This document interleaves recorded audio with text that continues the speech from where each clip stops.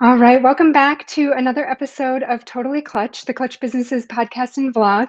I'm Angie Veman, and today we're going to be talking. Well, we're not going to be talking about, we're going to be meeting our new boo, our new business order of operations. So we've got a really special guest with us today to tell us all about it.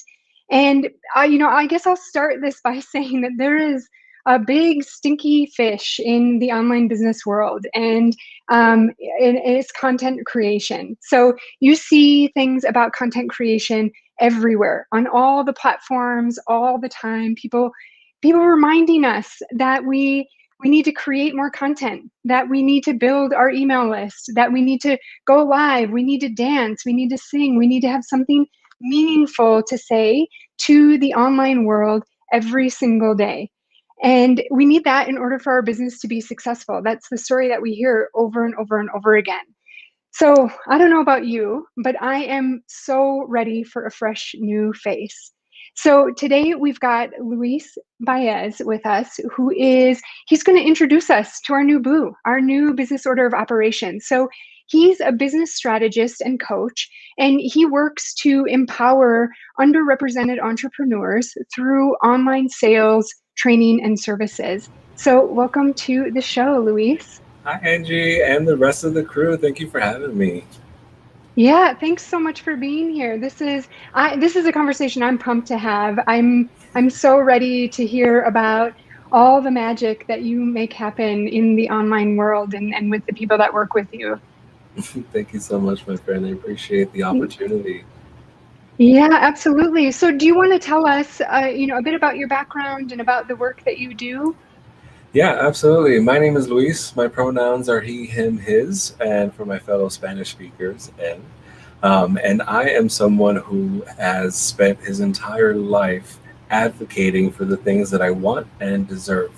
And I've done so to the tune of these really amazing opportunities to work at some of the most influential companies in the world. I've been recruited to work at companies like LinkedIn, Google, Uber, and Tesla.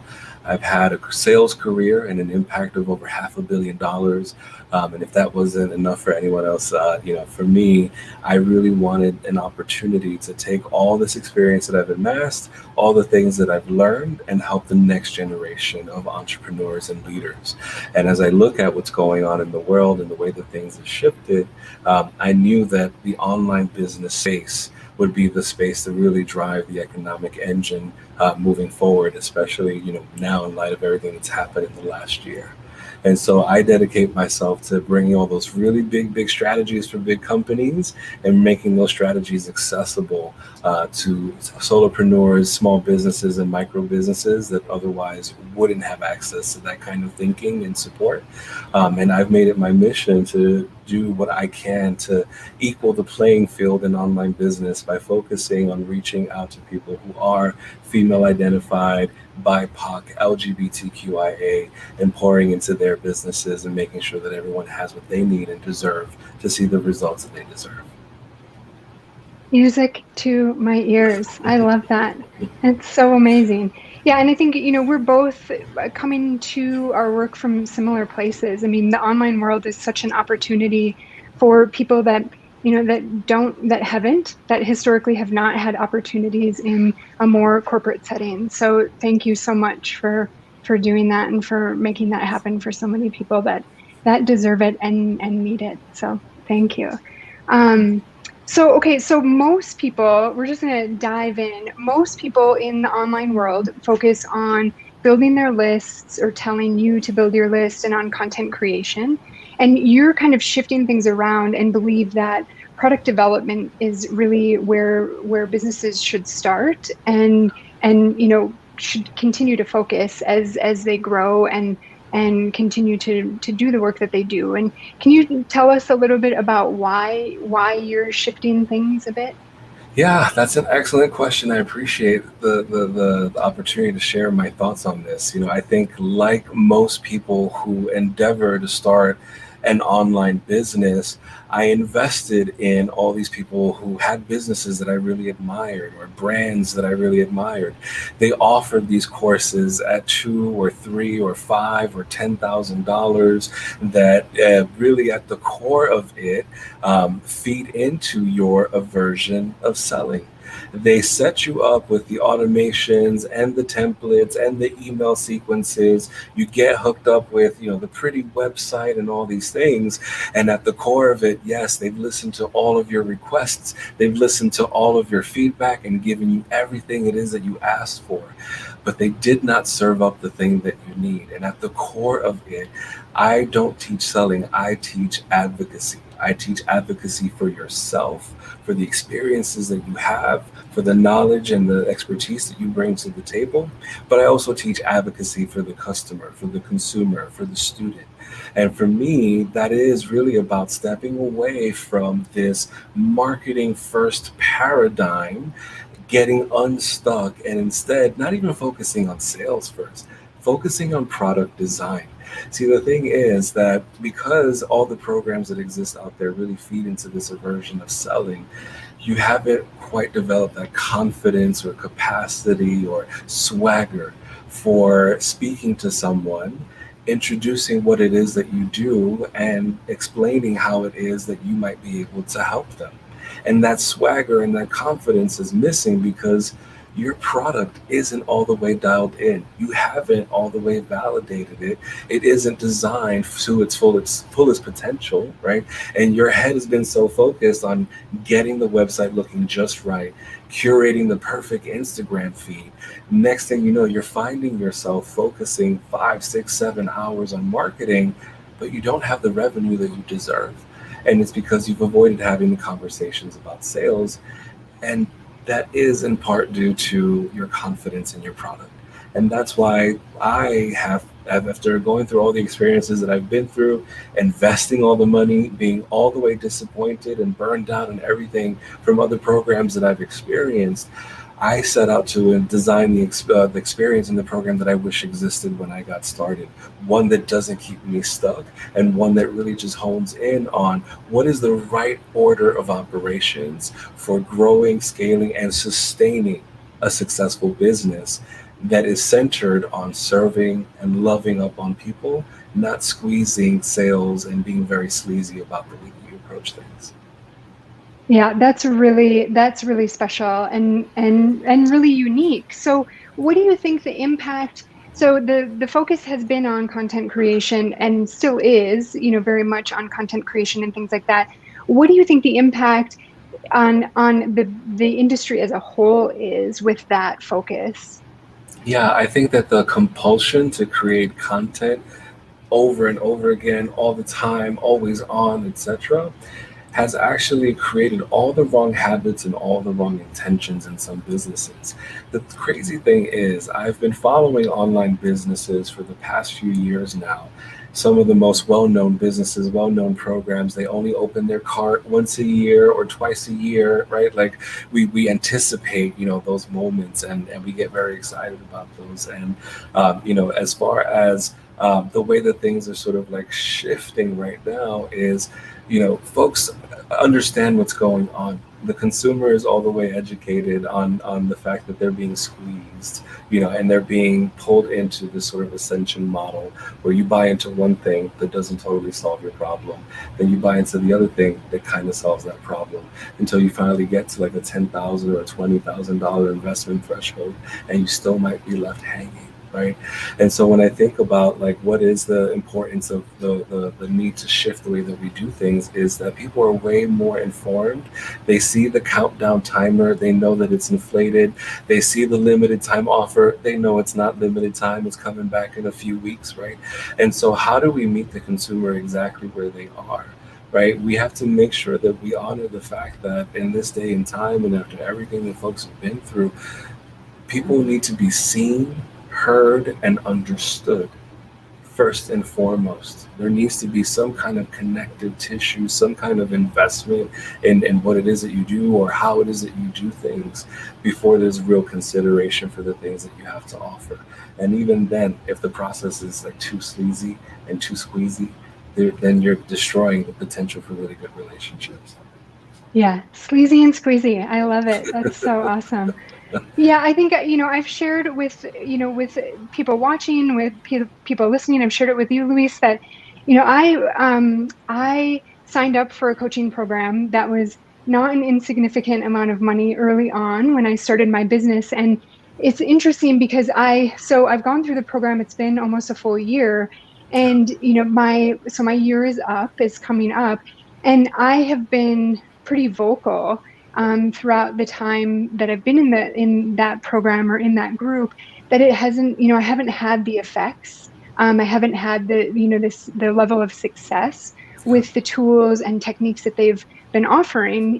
If I'm not, there are people that are being successful with it, but I haven't been. And so, anyways, I think it's so interesting because now that my year is coming up, I haven't had really any communication with the person offering the program throughout the year, except for, times where I've kind of raised my hand and been like, what can I do? This isn't quite working for me.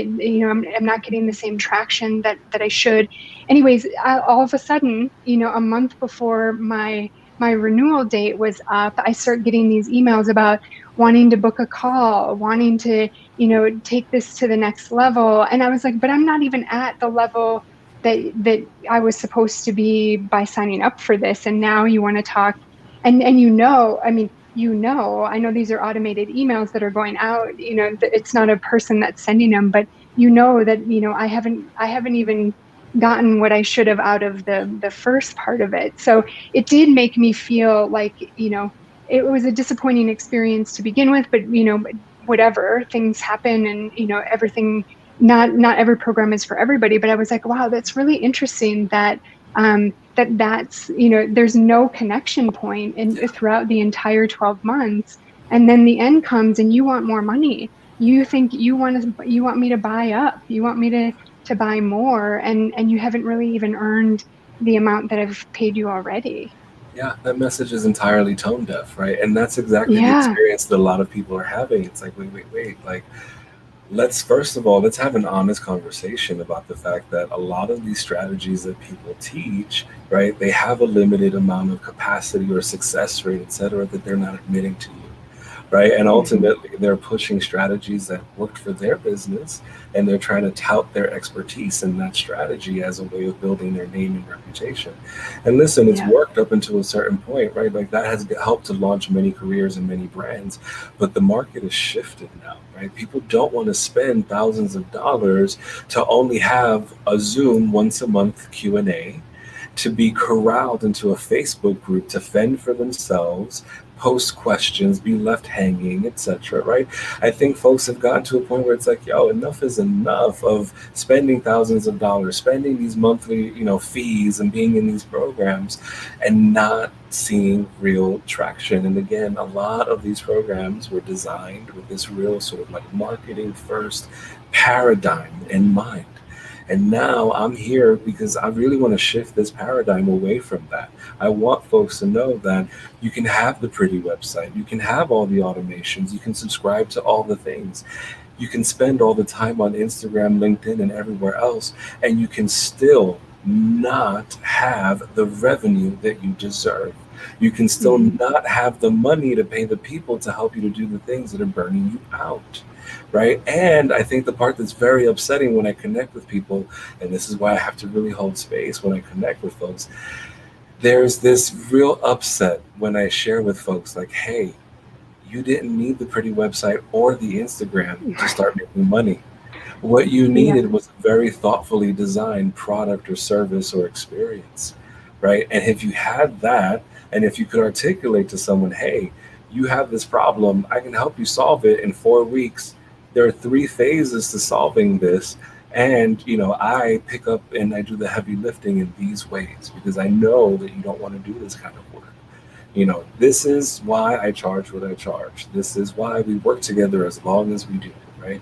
Everything feels kind of arbitrary when people introduce their offers, or it just feels like it's just something else that they've seen, just another, mimicking of another existing program, right?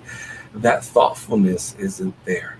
That's why there's friction in your sales, because when something is very carefully designed, it doesn't really require a whole lot of selling when you're connecting with the right people that the product or the service is intended for, right? So that's really how you remove the friction from everything. It's not about the pretty website. It's not about the perfectly curated Instagram. As a matter of fact, there's enough evidence that already shows that there are people who are less trusting of perfectly curated Instagrams because there are so many bots, so much AI, so much misinformation, etc. So, the way to really build relationships this day and age is showing face, right? And it's not about the emphasis on content generation, right? It's like if you can create three pieces of content that answer every question that anyone would ever have about working with you, what your process is like, what the experience is like, etc. You can slice that content over and over again all year long and make all the Yeah. sales that you deserve. It's not about creating new content. It's not about the marketing, my friends. It is about the product design. And so Yeah. that's why I introduced my booth. It's my business order of operations, and it is not marketing first.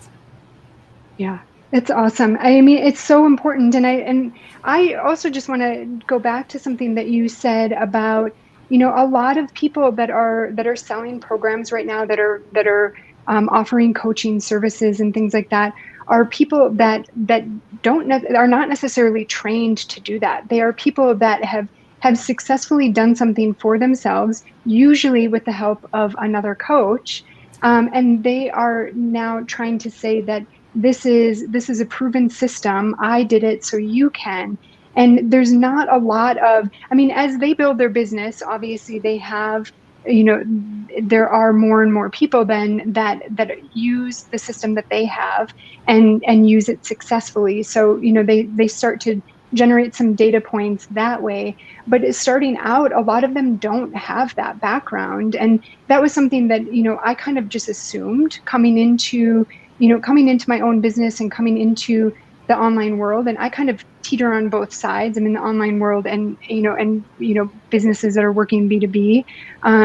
But I kind of just assumed that, I've got 20 years of experience doing product development, doing operations, doing all of these things for giant corporations that are making billions and billions of dollars. I kind of assumed like that would be enough, or not enough, right? But like that would say something. And instead, in the online world, what I was getting pushed to do was, how have you done this? Do you have this? Do you have this? And I'm like, well, no, but I mean, I don't know who else is better to, like I have 20 years of practicing these things and, showing the success. I don't know. It was so interesting to me and just a very eye-opening experience. And it was something that made me kind of question initially, like what is the integrity in the online space? If these people are offering, expertise based on their own individual experience only, like, what is that? And is there value there? Like, was I being like kids these days, like being stuck in my ways? Or is the integrity a little challenged in that kind of thing? So it was an eye-opening experience for me and something that I've, always kind of kept in mind, I guess, as I went along. So Yeah, it's a double-edged sword. I think, entrepreneurship is an amazing equalizer because you can have no experience, no education, no background and be like massively successful, right? And, at the same time, you can have all these experiences and all this background. Like myself, I entered the online business world with like, I've made over $500 million in revenue in my career. I can definitely talk about sales all day long, right? But what right. we have to honor is that when we're building a business, we've got to pay our dues to the process. And that is really what it comes down to. It's like, yeah, you might have all this knowledge, but you need to translate that knowledge for this market and this way of doing business, etc. Right? And so again, we go Yeah. down this path of like, you know what, we try all these things, we like are ripping our hair out, losing the sleep. Fine, fine, take my $2,000, $3,000 for your online program. Tell me how to start this online business, right? Mhm. And yeah, a lot of people fall into this temptation, we'll call it a trap, temptation, whatever, of regurgitating what they learned in these online businesses or in these online programs, rather. They build businesses on regurgitating the information, but not really producing results, right? Mhm. And taking that to heart first before scaling from there. And so, yeah, I think it's time that we start to switch things up. And I think that the way to really unanchor and uproot the way that we've been doing business. It's like, let's honor that this marketing first paradigm, it's tired. It doesn't work. It Yeah. holds people back. It's designed to intentionally hold you back so the person who taught you the program can continue to thrive. Yeah. Well, if we have not convinced everybody that marketing first does not work, I don't know what we're doing. But so I think we've established that. Do you want to talk through or share the process that you use with your clients and in your business that is product development focused or product focused? Yeah, I call it my boo. It's the business order of operations. And I talk about my boo. I personify my boo. I love my boo. I get along with my boo. My boo and I check in with one another. And my boo was designed to help me get off the hamster wheel of all the overwhelm that comes with, like, man, I've got to do all the things. I've got to schedule this. I've got to get that call. I've got to produce this piece of content, etc. Sometimes we get lost in that swirl and we feed into the temptation and the compulsion of just looking busy to be busy. If we're not busy, we're not successful. And I got really burnt out by that. I was really just sick and tired of that and frustrated. And so I sat with the experiences that I'd had. I'd invested with a business coach, dumped the thousands of dollars, was left all the way hanging. And after that experience, I said, aha, enough is enough. Like, we need to really flip the script. I've got to stop giving permission to everyone else to teach me how to run or start a business. I've got to take my power back. I've got to trust the fact that I have this business acumen, that I've done this successfully before, and that there's nothing out here that these people don't know that I don't already know myself. And so when I gave myself permission to show up at the top of my game, right, as opposed to like being really meager minded, everything else started to fall into place. And the first thing was my business order of operations. This is a framework or a lens or a rubrics that I look through when I'm trying to assess, like, is this worth my time? Is this a priority? Should I be investing in this thing? Is this worth the money? Is this worth the hire? Right. And also, yes, there are 5 different opportunities on the table. I can't realistically do all these things. Where do I begin? So the business order of operations begins with the focus on product, right? The thing is that fundamentally, for you to have a successful business that has predictable revenues month over month, where you can start to see the growth, first and foremost, you've got to have something to sell. That's your product, your service, your package, your group coaching experience, or whatever that might be. That needs to be very carefully designed. We cannot skim over that. And so when I think about all the priorities that I have in a given month, I have a new business order of operations every month. I do this exercise on a monthly basis, right? And what I do is I go, okay, based on the feedback that I've gotten from students in my program, the product needs updating. I need to add content, remove content, reconfigure this, add a new feature, add a new layer of support. And so that goes into my product quadrant of my business order of operations for the month. Because I need to have something to sell, and it's got to be amazing. It's got to be just right for the coaches, creators, and consultants that I serve. Then once I have something to sell, I've got to have a process for selling it, right? And yes, we can pull the lever on the webinars, the email sequences, and all the things, but I'm a boss, and trying to do things every other way didn't work out for me, didn't sit with me at the core, because it wasn't authentic. These automations and these templates and all these things, they didn't feel like me. They don't feel like the way that I like to do business or the way that I like connecting with people. And I'm very much an analog person living in a digital world. I love talking to customers. I love talking to people. I'm not particularly extroverted, but in my line of business, I love having my ear to the ground. And I love seeing the aha moments. I love seeing people's faces light up when they learn something new, right? And so I designed a business not around avoiding customers and relegating them to automations and email sequences. I designed a sales process that centers around video. When you arrive on any of my sales pages, you are invited to a conversation with me. I am not doing a hard sale. I am going to hold space for you to ask me questions because I know that you're wondering if what I have to offer is just right for you. You tried something else. Is this like that? I've been working on this. Is this going to conflict? I'm a little bit limited on time. Like, how can I make this work? I have to be available for those questions, and there is no automation that can answer that for me. I need to make that sort of human connection, right? And it isn't about running for the hills and creating a webinar and doing all these expensive things. I use one tool called Video Ask, and that is how I communicate with people, not the emails. I get on camera, I say, hey, Angie, I appreciate your time. I appreciate your interest. It sounds like you're stuck on X, Y, or Z. Let me explain how we're going to get you unstuck. So that is how I design my sales process, very human focused. So business order of operations, you got to have something to sell. You got to have an authentic process for selling it on your terms because you're a boss. Then we move into operations. You have to have the tools to fulfill your promise. If you told someone they're going to get access to a course, that course needs to be hosted somewhere. If you told someone they get access to a private community, where is that community going to live? Right? If you told someone they're going to get access to you at a certain frequency via an app, is that app set up? Are you prepared to connect with the client, right? On the back end, the virtual assistants, the copywriters, everything else that needs to happen, all the people that need to be in place, all the tools that need to be in place to fulfill your promise relative to your sales. That's how I think about operations.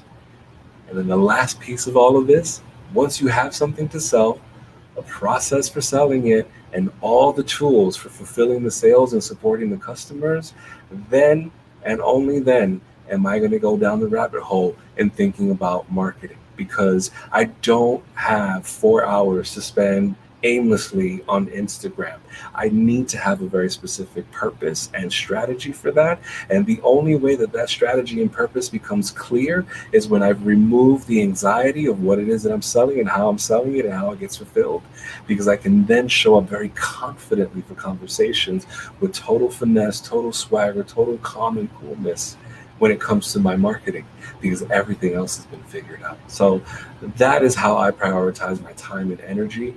And that is the business order of operations. I love my boo, and I would never trade my boo for anything else. I love your boo too. It's amazing. That's awesome. Yeah, it sounds, I mean, really what kind of what I was pulling from that as you were talking is like it seems like there's kind of two polar opposite ways of existing in the online world right now, right? Of course, there's intricacies that I'm and nuances that I'm leaving out, but there's people that are working from the top down and people that are working from the bottom up, and that's I love just the intentionality of the approach that you're taking, and it really is, I think, a lot of times we get so focused on the number of people. I mean, we've talked about it like until we're blue in the face practically today even, but like it's all about the numbers, the number. And really, like, if you have this well-crafted product, you can charge a higher amount, and then you don't have to you don't have to have 1,000 customers. You can, depending on your business, if you're a coach, I mean, sometimes just working with 10 people is like, for you, enough sustenance, and it allows you to provide, this incredible experience that's, full of meaning and value for people. And you're not sacrificing as a result, Not at all. And I think you hit the nail on the head around intentionality. Like, I am someone that's very clear on the fact that for me to hit my revenue goals for the year, for me to be successful, for me to meet everything that I need to meet, online, offline, everything, I need 100 customers per year, Yeah. right? And I designed that intentionally. Pen to paper, spreadsheet, crunched the numbers, laid them out on an investor deck, all the things. I know exactly the levers I need to pull to get to where I want to go. And so I can let go of the compulsion to be worried about my follower count to be worried about my email list size, etc. Because I'm Mhm. focused on having one conversation at a time, right? And the conversations I'm having are very high level. My conversion rates are Yeah. high, right? It's because I'm not busy talking to a lot of people that aren't really qualified. I'm very Yeah. intentional about the ways that I move and the way that I train my team to move as well. Yeah, the other thing, okay, so I also love this. I hadn't picked up on this yet, or until now, but I also love that. Okay, so 100 people, they're so you and if you're clear on how those 100 people are going to come to be, right? There is so much more control that you have in that scenario, right? And not that, like I'm not necessarily claiming to be a control freak or anything like that, but like I think one of the things that entrepreneurs struggle with is just it doesn't feel like everything feels out of control, right? Like it's just they're kind of putting it out into the universe and see what kind of smacks them back in the face.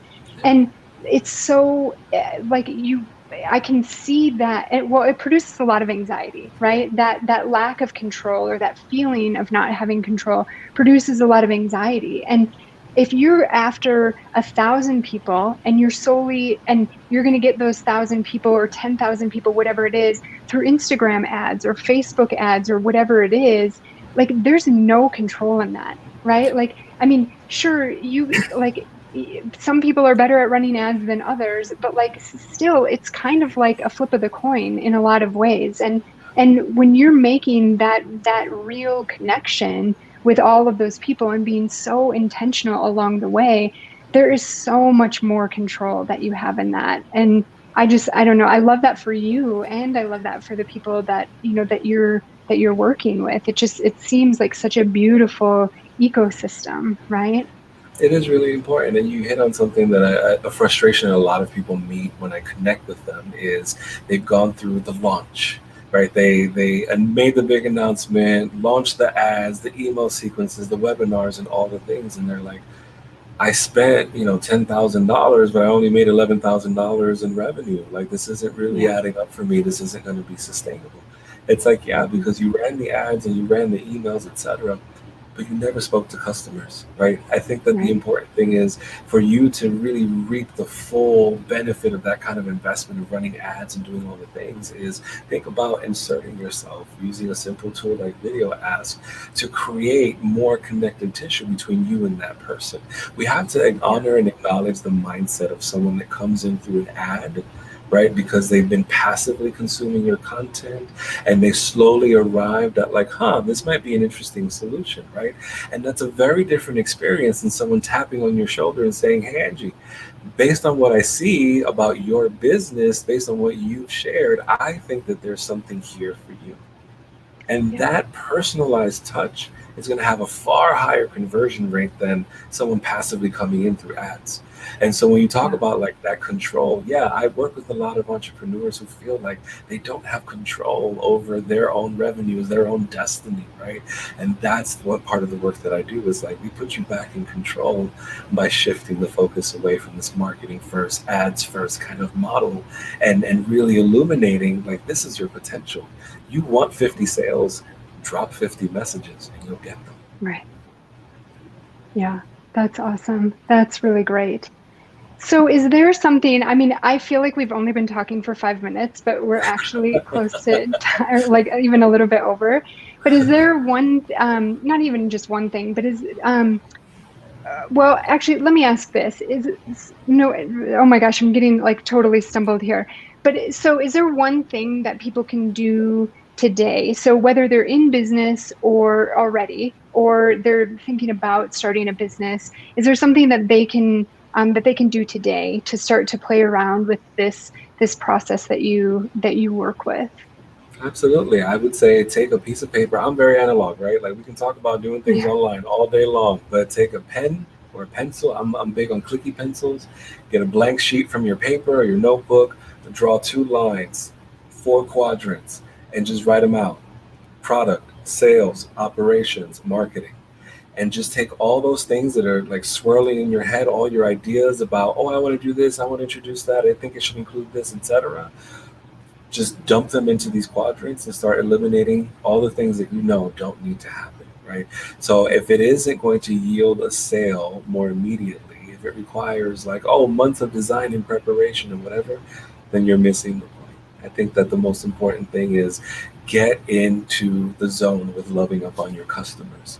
Really understand, that they're having really terrible experiences with other people who are less qualified than you, and those people are walking away with revenue simply because they've shown up.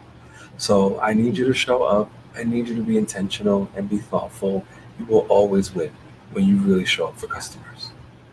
That's amazing. Yeah, and honestly, I think that that is going to be the theme for this season of this show, because that is just what we're hearing over and over and over again from everybody that I'm talking with, and even marketers, right? Are just like, it's interesting because they're even kind of talking about taking a step back towards product and focusing on, like, check in with your customers, ask them questions like, Yep. why are we trying to make decisions for them? And so Yep.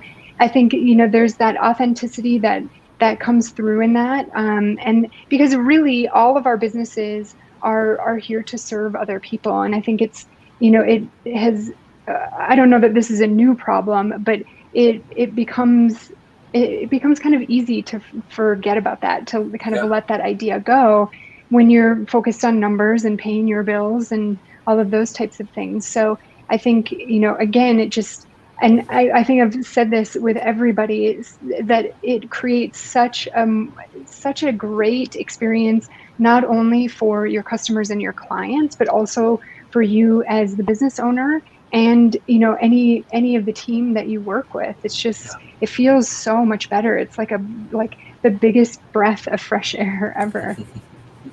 Yes, 1,000%. Yeah.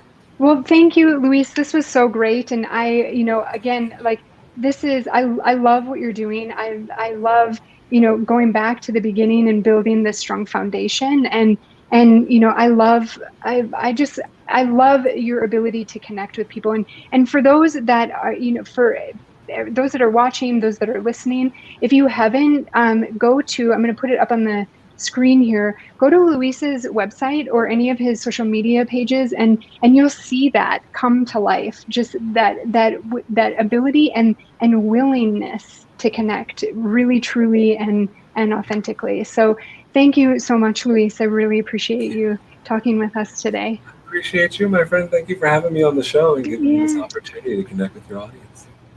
anytime. Thank you so much. Okay.